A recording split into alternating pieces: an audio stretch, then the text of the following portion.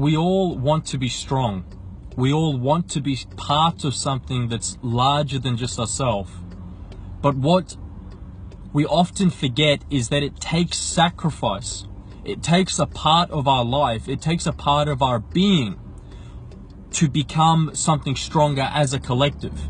The fasciste or the bundle is only strong because of the devotion of each of the individual parts. Without that devotion, if every single person in a community was only 1 foot in the door instead of fully, entirely committed to the project, to the community, to the structure itself, then it wouldn't even be half as strong. It wouldn't even exist. It wouldn't be tied together. The fascist or the collective, the tribe would cease to exist.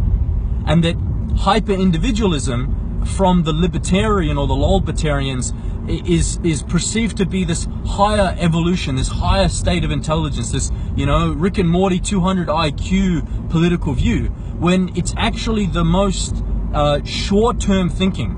It's spiritually devout of any common sense. It is empty. It is spiritually empty. This idea that society can survive merely as individuals, and that we can all just do our own thing. Now, this is not to deny the fact that there must be a community initiative, or the community must be focused in a direction that what is good for the individual is good for the community, and what is good for the community is good for the individual. These things must align as much as possible for there to be success. But that's because this is part of natural order. We can dissect today the concept of morality. We can dissect today the concept of social order in itself. But what we need to understand and what we need to remember is that all the relationships, all success is based on mutual respect and mutual success. Respect in itself is mutual survivability. The reason why what is good for the individual is good for the tribe is because an individual needs a tribe as much as a tribe needs individuals. There is mutual respect, mutual success embodied in this. The same relationship that is between man and dog. Man has great love and great respect for dog because it is part of his survival. It was the man cannot sniff out the prey from kilometers away. The dog can, but the dog in itself is not strong enough to take down the large animal. It needs a pack. So although it possesses hyper individualistic skills that make it superior, it's not capable of functioning without that mutual respect and that mutual relationship with man. Just as man and woman, just as parent and child, everything in life is part of this perfect balance and this perfect relationship and this perfect natural order. And how does this tie into us? The movement needs you just as much as you need the movement. And right now, in your short-term thinking, all of us fall into traps where we think that we don't need the movement, that we can go back to normality, that we can sit there and we can enjoy the decline, and that we can work on our careers and we can have a family and we can have 1.5 kids and a Labrador and a white picket fence. But it's not survivable. Our children might only just get that at best, but most likely they won't. And our grandchildren certainly will not get this. And if you want to look at long-term self-interest, it is in the interest of being part of a strong community. Now, this community needs to sacrifice itself. This means financially. This means its time. Its physical time and space is sacrifice. We need to, as quickly as possible, we need to create an alternative to the current system. We need to create a system that is in line with natural order of its social order, as well as its economic order. Without the economics, we cannot survive. We need to put food on the table. We need to have housing. We need to have a paycheck. We need to keep the wife happy. Nothing happens by accident. No successful movement, no successful religious, spiritual, political, economic movement or community or guild or union exists by accident. It exists because of drive, because we want it to exist, because we must survive.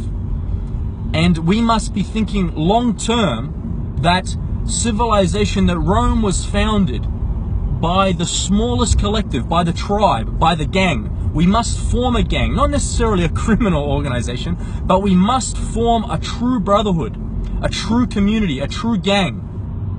And from that, we must purchase, we must invest and sacrifice our time and our manpower into organizing land for ourselves to set up housing, to set up jobs, to set up infrastructure. We must become completely independent of the state that is using our taxes, using our non-volunteerism. We don't want to volunteer our time and our money and our effort to the state, but we have no other choice.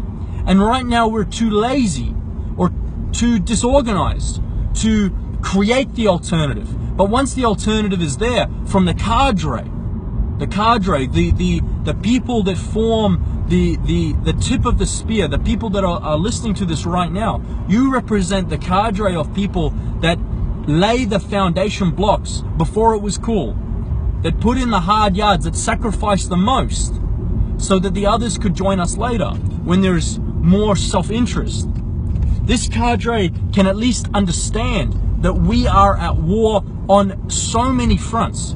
The people that will join us later might not have the time or the capacity or even the need to understand that there's no singular conspiracy. It's not the Jews, or it's not the capitalists, or it's not the Marxists, or it's not the Chinese. It's everyone, all at once. Every single fifth column within our society, whether that be the Muslims or whatever, every single group in this world is fighting for resources, for time, for space, for survival. They all are. And so it's not a matter of who are our enemies. Everyone is our enemy. You are either part of the tribe or you are not. Now, can we get the tribes to all correlate and can we have peace amongst the other tribes? Of course. And this is what pan-European nationalism is that we must create a higher civilization. But before that, we must recognize that there is a cadre that needs to know that we're at war with everyone. Every force at the moment wishes to destroy us and crush us.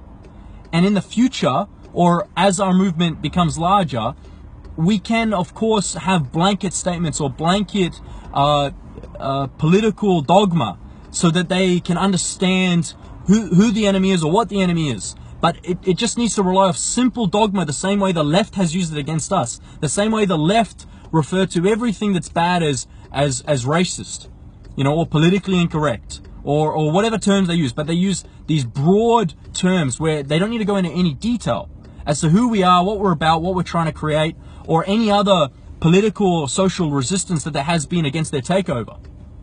So moving forward, our cadre needs to have this understanding that there are a million different fifth columns all simultaneously operating at once, and that there's no one specific conspiracy that's destroying us. Yes, there's some very obvious correlations between certain groups of people and how active they are at bringing us down and undermining European civilization, but they're not the only ones, the people that I'm talking about. There are, as I said, there's 1,000 fifth columns in this country alone. All right, so first we must start at the individual. The individual creates the family creates the tribe creates the community creates the state. We must go from bottom up. We must start from the bare basics. Okay, and everyone needs to be creative and creators in this process. It's not up to just the tip of the spear. Everyone within this cadre should have this higher understanding and should be working over the next year, the next 5 years, the next decade, the next 3 decades, in this lifetime, working towards laying the foundation stones for our children and our grandchildren to create higher civilization.